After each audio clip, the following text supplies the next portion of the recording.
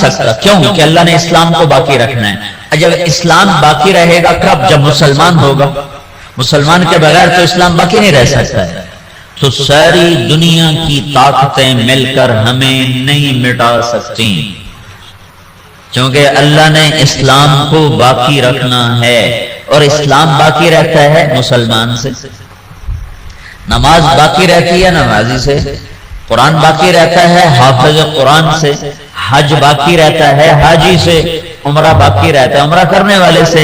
تو اللہ نے پوری دنیا کے شیطان دجال کٹھے ہو جائیں ہمیں مٹا سکتے. ہاں یہ ہو سکتا ہے کہ اللہ ہمیں ختم کر دے، ہمیں ختم کر دے، مثلا ساری دنیا کا باطل کا مٹا دے اور ہم مٹ جائیں. تو اللہ کیا کرے گا؟ کسی اور قوم کو فوراً کلمہ پڑھا کے مسلمان بنا دے. اسلام نہیں مٹ سکتا ہے، دنیا کی کوئی طاقت نہیں مٹا سکتا. اور یہ جو تبلیغ کا کام چلا ہے یہ اس بات کی نشانی ہے کہ اللہ دین کو زندہ کرنے والا ہے. یہ کوئی جماعت نہیں ہے کہ جی دنیا جماعتیں ٹریاں ودیاں، یہ کوئی جماعت نہیں ہے. پورے عالم کے انسانوں کو سامنے رکھ کر ایمان کی دعوت دینے کا پروگرام اور نظام ہے. اس کا آخر ہدایت ہوگا اور اللہ جو چاہے کر دے. چاہے باطل والوں کو ایمان دے دے، اللہ کی سنت. تو کوئی 500-600 سال پہلے ایک دور آیا ہے جب یوں لگا کہ دنیا سے اسلام مٹ جائے گا اور ختم ہو جائے گا. یہ دور ہے 7ویں صدی کا. سوال تو شروع ہو گیا 5ویں صدی سے، جب مسلمان آپس میں لڑ حکومتوں کے غلام بن گئے. 583 سے 483 سے زوال آنا شروع ہوا. اور پھر وہ چلتے اتنا آگے چلا گیا کہ ایک دوسرے کے گلے کاٹنا یہ فن بن گیا. حکومت کی خاطر ذبح کر دینا، کھوپڑیوں کے مینار بنا دینا. اسپین کا مسلمان بادشاہ تھا، وہ مسلمان اپنے دشمنوں کی کھوپڑیاں کاٹ کر اس کو خالی کر کے اس میں مٹی ڈال کے اس میں پھول اگایا کرتا تھا. یہ ظلم و ستم شروع ہوا. تو اللہ تعالیٰ نے تاتاریوں کا عذاب اٹھایا اور صحرائے گوبی سے ایک فقیر آدمی جس کا نام تھا تموجن،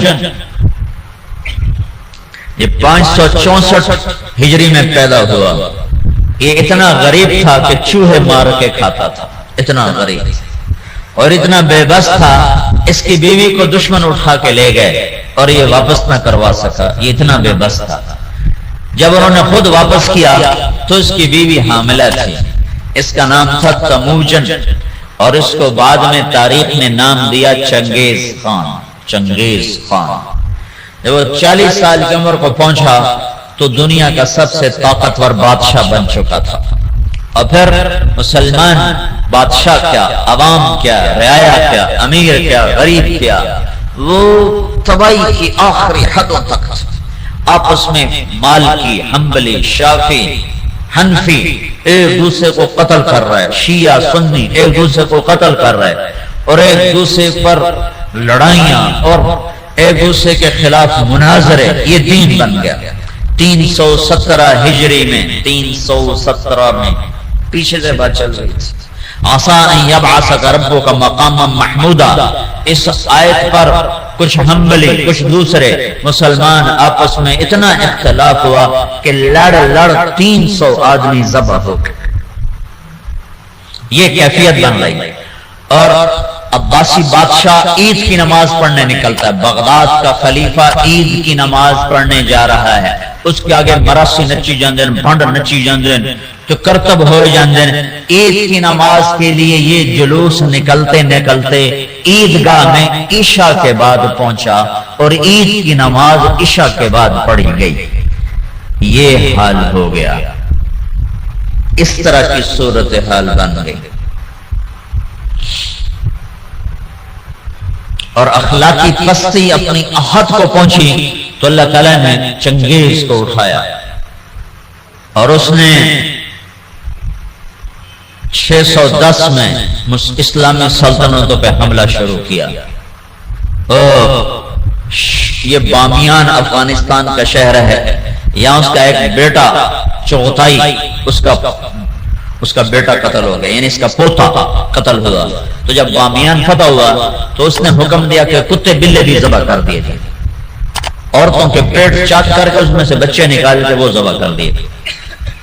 ایک انسان تو انسان ہے، جانور گائے بھینس کی ذبح کر دی تو ایک عذاب بن کے نکلا کہ مسلمان آپس میں لڑ عقل ہی نہیں آ رہی تھی ان کو کہ ہماری تباہی کے بادل چھائے ہوئے ہیں، اور وہ ایک دوسرے کو گلے کاٹنے پر اس پر ہی جی میں آج ہویا جانا۔ جب قومیں سوتی ہیں تو پھر ڈھول انہیں نہیں اٹھاتے، دھماکے انہیں نہیں اٹھاتے، پھر موت ہی انہیں اٹھاتی۔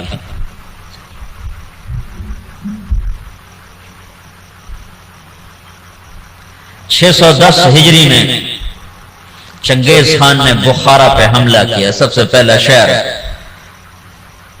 بخارا تھا بڑا جس پر اس نے حملہ کیا، اور جب وہ مسجد کے ممبر پر آیا تو اس نے لمبی ٹوپی پہنی ہوئی تھی، سردیوں کا زمانہ تھا، اور چہرے پہ رنگ ملا ہوا تھا سردی کے اثر سے بچنے کے لیے۔ کہنے لگا مسلمانوں تم جس خدا کو مانتے ہو میں اس خدا کا عذاب بن کر آیا، خون کی ندیاں بہا، اور 40 سال مسلمانوں کے خون سے زمین بھر گئی۔ 656 ہجری میں ہلاکو خان نے بغداد پہ حملہ کیا، 15 لاکھ آدمی ذبح کر دیے، 40 دن قتل عام ہوتا اور دریائے دجلہ سرخ ہو گئے۔ یوں لگتا تھا کہ اب دنیا میں اسلام ختم، اب اسلام نہیں باقی بچ سکتا۔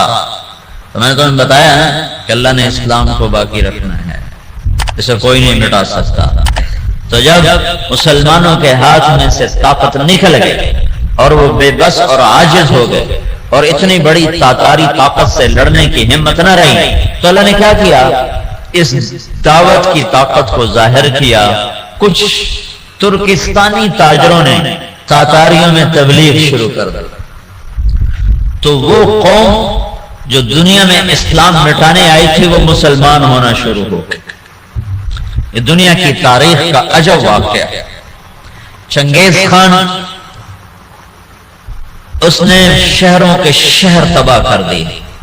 اس کے مرنے کے بعد اس کا بڑا بیٹا تھا جوجی، اس نے سلطنت کو 4 حصوں میں تقسیم کیا۔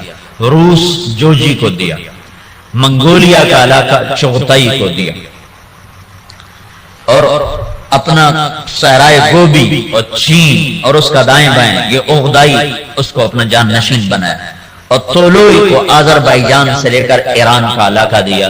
دنیا کا سب سے بڑا فاتح ہے چنگیز خان۔ تو پوری دنیا میں چنگیزی چھا گئے، اور مسلمان بے بس اور حقیر، بے بس اور حقیر، کوئی شکل نہیں ان سے ٹکر لینے کی۔ تو اس دعوت کی طاقت کو اللہ نے ظاہر فرمایا۔ جوجی کا بیٹا تھا ایباقا، وہ اس کے مرنے کے بعد بادشاہ بنا۔ ایباقا کا بیٹا تھا برکا، وہ اس کے بعد بادشاہ بنا۔ اس کے دوران دعوت کا کام شروع ہو گیا تاتاریوں میں، تاتاری عوام مسلمان ہونا شروع ہوئے۔ اس سے دعوت چلتے چلتے برکا خان کا ایک وزیر مسلمان ہوا۔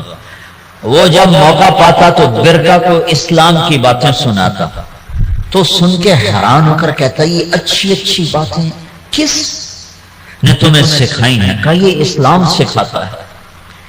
کہا یہ اسلام کہاں سے تم نے سیکھا ہے؟ کہا یہ کچھ مسلمان آتے ہیں جو یہ باتیں بتاتے ہیں، اگر آپ اجازت دیں تو آپ سے ملاؤں؟ کہا ہاں، اب اگر کوئی مسلمان آئے تو مجھ سے ملانا ہے۔ تو ایک ترکستانی تاجروں کا قافلہ، وہ تاجروں کے بھیس میں ہوتے تھے، کام دعوت کا کرتے تھے۔ اللہ نے اسلام کو باقی رکھنا ہے، یہ مٹ نہیں سکتا، اسے کون مٹا سکتا ہے۔ عیاں یورش تاتار کے افسانے سے پاسماں مل گئے کعبے کو صنم خانے سے۔ تو جب وہ قافلے والے آئے تو اس نے برکا خان سے ملایا۔ برکا جو تھا نا، اس نے جب دعوت سنی تو مسلمان ہوا، اور پوری روس کی سلطنت میں اسلام پھیل گیا۔ تاریخ لکھنے والے لوگ حیران ہوتے ہیں کہ یہ دنیا میں پہلی دفعہ ایسا ہوا کہ فتح کرنے والی قوم نے اپنے غلاموں کا دین قبول کر لیا۔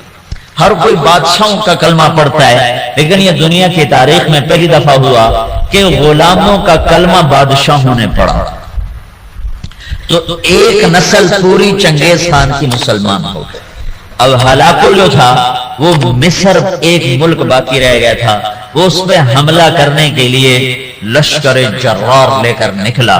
تو مصر کے بادشاہ رکن الدین بیبرس نے برقع خان کو خط لکھا کہ ہلاکو ہم پہ حملہ کرنا چاہتا ہے، تو مسلمان ہے ہمارا ساتھ دے۔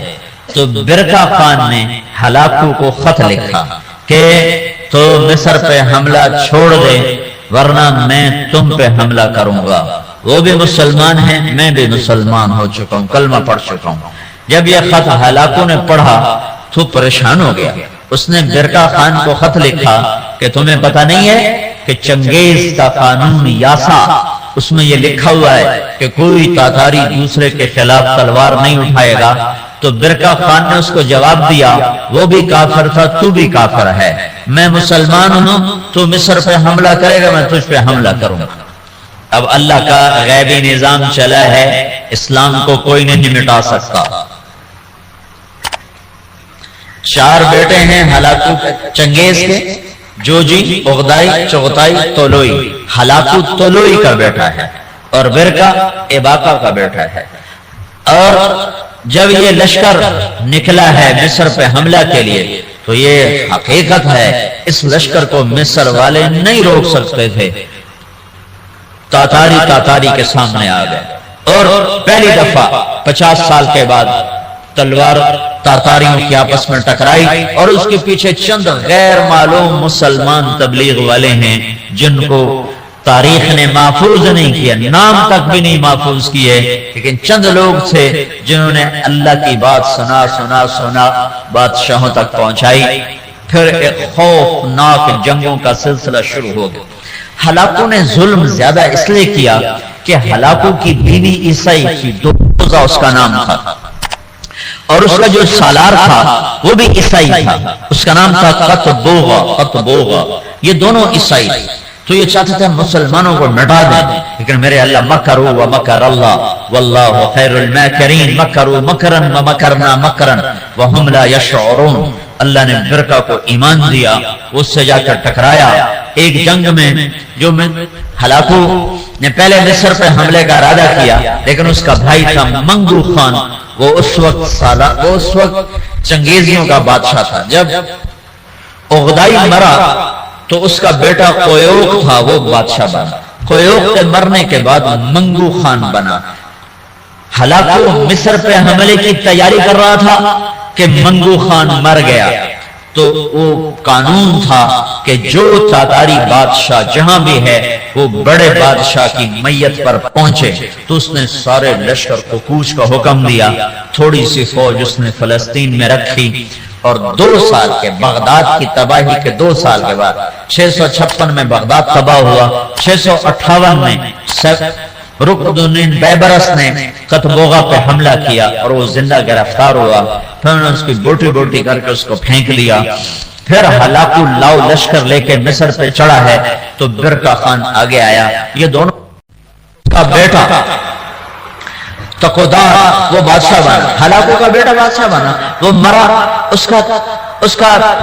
اس کا پوتا ارغوان وہ بادشاہ بنا تو وہ عیسائی ہو گیا۔ اس نے اپنا نام رکھا نکوپولس، لیکن تھوڑے دنوں کے بعد کہا ترائے خدا کیا چکر ہے، ترائے خدا، عیسائیوں کے 3 خدا ہوتے ہیں، کہ ترائے خدا بھی ہویا جو میرے خدا کا ہی کوئی ہوندا ہے، تو وہ مسلمان ہو گیا اور اس نے اپنا نام احمد رکھا۔ احمد وہ ہلاکو جس نے کہا تھا دنیا سے اسلام مٹا دوں گا، اس کا پوتا لا الہ الا اللہ کے نعرے لگا رہا تھا۔ اس کے پیچھے کوئی تلوار نہیں ہے، تلوار تو مسلمانہ دے ہاتھ اجرائی کوئی نہیں گئی، زنگ لگ گیا تھا تلواروں کو، زوال شدہ قومیں کہاں لڑ سکتی ہیں۔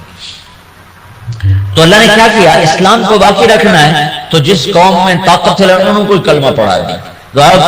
برکا خان کی اولاد مسلمان یعنی جوجی کی اولاد مسلمان ہو گئی، اور ادھر طولوئی کی اولاد مسلمان ہو گئی، ادھر چغتائی رہ گیا جو منگولیا کا بادشاہ بنا تھا، اس کا پڑپوتا تیمور تغلق، وہ